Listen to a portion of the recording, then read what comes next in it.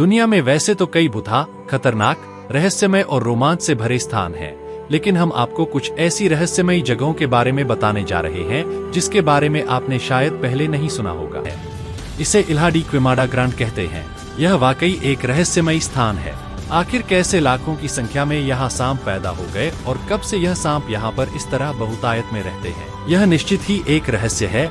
यहाँ पर इन सांपों की संख्या इतनी अधिक है कि हर 1 वर्ग मीटर में 5 सांप रहते हैं।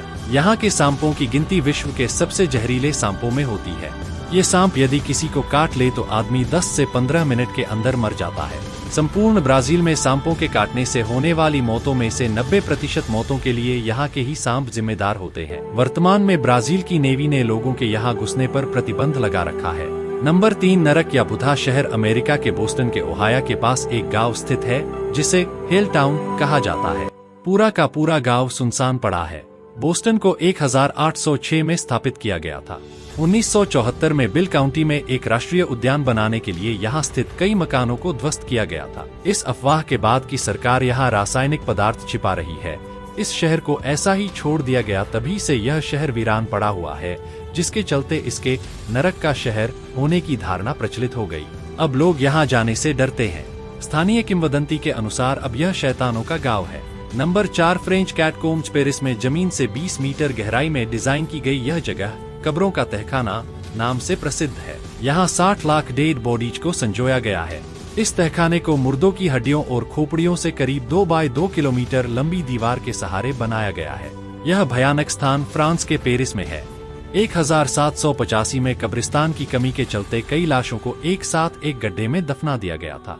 फ्रांस की राजधानी पेरिस का कैटकोम्ब लगभग 200 मीटर लंबा है, जहां लगभग 6 मिलियन कंकाल मौजूद हैं।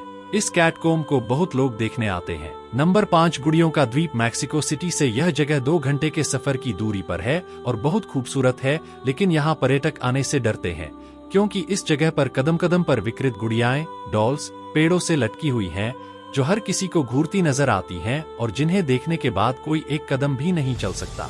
इसके पीछे की कहानी यह है कि डॉन जूलियन संटाना बरेरा अपनी पत्नी सहित इस सुनसान जगह पर रहने के लिए आए थे। उन्हें अकेला रहना अच्छा लगता था, पर वहीं किसी दिन उन्हें नाले से बहते हुए एक बच्ची की लाश मिली, जिस पर जूलियन को लगा कि वे इस लाश की आत्मा के प्रभाव में आ गए हैं। इस कारण से आत्मा के प्रभाव से उबरने के लिए वे पूरे द्वीप पर जगह जगह डॉल्स को तब तक लटकाते रहे जब तक कि वे मर नहीं गए।